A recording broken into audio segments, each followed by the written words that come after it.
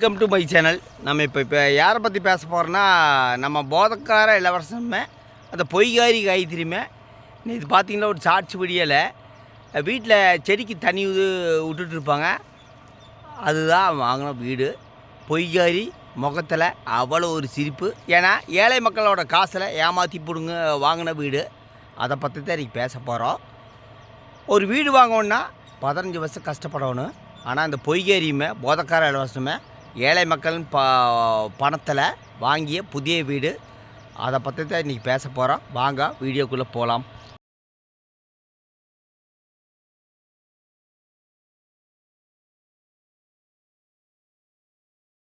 Screenshot பார்த்துருப்பீங்க. அந்த ஸ்க்ரீன்ஷாட்டில் பார்த்தீங்கன்னா அந்த பொய்காரியோட தோடு, அதாவது அந்த பொய்காரியோட காதில் வந்து தோடு, கழுத்தில் நகை, போதக்கார இளவரசன்.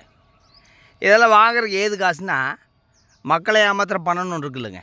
அதாவது குடியில் காப்பாற்றுற, மக்களை காப்பாற்றுறங்கிற அந்த பணம் தான். நேற்று பார்த்துருப்பீங்க. அதாவது அந்த வீடு, ஒரு வீட்டில் தண்ணி விட்டுருப்பா, தண்ணி விட்டுருப்பாங்க பொய்காரி அந்த குழந்த. அப்புறம் பார்த்திங்கன்னா போதக்கார இளவரசன். அது எந்த வீடுன்னு நிறைய பேர் கமெண்டில் கேட்குறாங்க. ஆனால் இவங்க ரிப்ளை பண்ண மாட்டாங்க. நிறைய பேர் கமெண்டில் கேட்குறாங்க, அண்ணா உங்கள் புது வீடா, அண்ணி உங்கள் புது வீடான்னு கேட்டால் இவங்க ரிப்ளை பண்ண மாட்டாங்க. எப்படி ரிப்ளை பண்ணும்போது இவங்க நீங்கள் வாங்கின அந்த வீடு எப்படி வாங்கினீங்க, உங்களுக்கு ஏது காசு, நீங்கள் தான் 4 மாதமாக வீடியோ போடுறது இல்லையா, 6 மாதத்தில் 6 வீடியோ தான் போடுறீங்க, ஏது காசுனா அதாங்க மக்களை காப்பாற்றுறேன்ட்டு புருஷனை பொண்டாட்டி பித்தலாட்டம் போட்டு, அந்த பொய்காரியோட அண்ணன் அது ஒரு கேங்கு, பொய்காரியோட அம்மா அது ஒரு கேங்கு, இப்படியெல்லாம் சம்பாதிச்சு சாதாரண ஒரு வீடு வாங்கியிருப்பா. ஏன் இந்த சாதாரண வீடு வாங்கிக்கிறேன்னு கேட்குறீங்களா? அதுக்கு ஒரு காரணம் சொல்கிறேன்.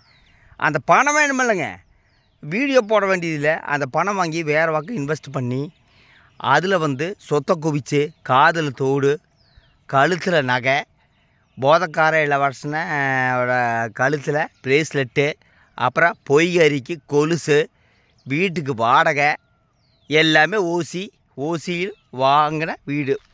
ஒருத்தர் வீடு வாங்கணுன்னா 15 வருஷம் கஷ்டப்படணும். எவ்வளோங்க? 15 வருஷம் கஷ்டப்படணும். அது சும்மாவெல்லாம் கிடையாதுங்க. பேங்கில் லோன் வாங்கி இஎம்ஐ வட்டி. ஆனால் இந்த போதக்கார இளவரசனுமே அந்த பொய்காரி திருட்டு மயில் அழுக்கச்சி எவ்வளோ பிரைட்னு வருங்க. தண்ணி பிடிச்சி விளையாடுறாங்க. அடுத்தவனோட காசில் ஏமாற்றி பழகிட்டா அது அப்படி தான் இருக்குது.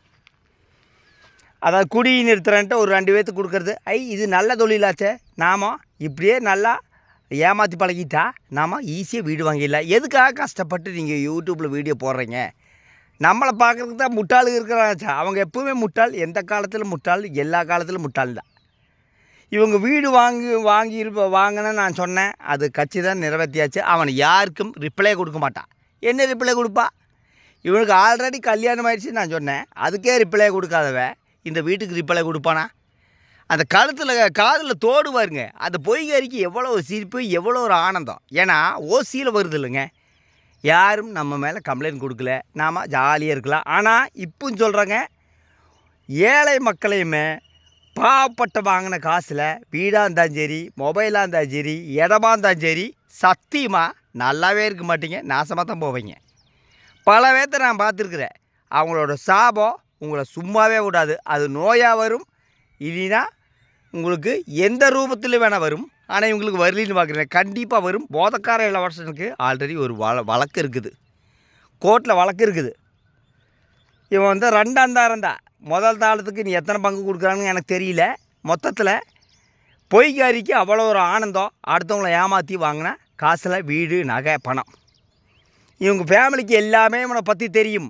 போதக்கார இளவரசன் கேட்டால் மக்களை காப்பாற்றியாச்சு. இப்போது மதுசூரான ஒரு மருந்தை கொடுத்து ஏமாற்றிட்டு இருக்கிறா. ஆனால் இதனோட ஒரிஜினல் மருந்து வந்து சுராரி சுர்ணா, டாக்டர் சத்தியமங்கலம், 9445670646. நேற்றே நம்பர் போட்டிருப்பேங்க. நீங்கள் கால் பண்ணி கேட்டிருப்பீங்க நிறைய பேர். சில பேர் கேட்டுமே கண்ணும் காதாம் பட்டும் படாமல் இருப்பீங்க. ஏன்னா போதக்கார இளவரசனை பற்றி நாம் எதாவது பேசினா அவன் கூப்பிட்டு மிரட்டுவான்.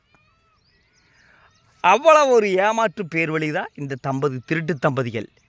ஏழை மக்களோட பாவத்தில் வாங்கிய எந்த பொருளும் இவர்களுக்கு சொந்தம் இல்லை. ஆனால் இவங்க உருப்படியாக இருக்கவே முடியாது. அந்த வீட்டுக்கு போனால் இவங்க வாழ்க்கையில் நிம்மதியே இருக்காது. வேணா பாருங்கள் நிம்மதி இருக்குதா இல்லையான்னு. எனக்கு என்ன ஒரு கவலைன்னா இவங்கக்கிட்ட அந்த குழந்தை சிக்கி தவிக்குது. மொத்தத்தில் பார்த்திங்கன்னா போதக்கார இளவரசன் வாங்கிய ஏழை மக்களின் வீடு, ஓசி கறி, ஓசி நகை இதெல்லாம் வந்து அனுபவிச்சுட்டு இருக்கிறாங்க. ஆனால் இது அவ்வளோ சீக்கிரம் இருக்காது. அந்த காதில் தோடு எவ்வளோ ஒரு ஜாலி மாதிரி எவ்வளோ ஆனந்தம்னு வருங்க. வேலை வெட்டிக்கு போக வேண்டியதில்லை. மக்கள்கிட்ட ஏமாத்திரம் பணம் இருக்குது. இனியும் வந்து மக்களை காப்பாற்றியாச்சுன்னு வருங்க. அப்புறம் அந்த பொய்காரியோட அம்மா பற்றி சொல்லணும். பிள்ளைய 1ஆம் நம்பர் ஃப்ராடு பெண்ணாக பற்றி இருக்குதுங்க. பையனையும் தான் பொய்காரியோட அம்மா அவங்களுக்கு கலப்பு திருமணம் தான். எத்தனை கலக்கு எனக்கு வந்த தகவல் படி 2ஆம் திருமணமாக இல்லை 3ஆம் திருமணமாக வருது. அது எந்த அளவுக்கு உண்மை எந்த அளவுக்கு பொய்ன்னு தெரியல. மொத்தத்தில் அந்த பொய்காரியோட அம்மா மாதிரி ஒரு அம்மா இருந்துச்சுன்னு வச்சுங்க, அந்த குடும்பம் விளங்காது. ஏன்னா பிள்ளையும் பையனையும் 1ஆம் நம்பர் திருட்டு பேர் வழியாக பற்றி வச்சுருக்குறாங்க.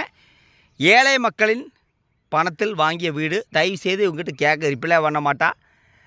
ஆவணியில் அப்டேட் பண்ணுவா. அப்போவாது போய் கேளுங்க. இல்லைன்னா இன்கம் டேக்ஸில் போய் கம்ப்ளைண்ட் கொடுங்க. இவனுக்கு வீடு வாங்குற காசு எது அதெல்லாம் தாராளமாக நீங்கள் போய் கேளுங்க. ஓகே, அடுத்த வீடியோவில் சந்திக்கிறேன். நன்றி, வணக்கம்.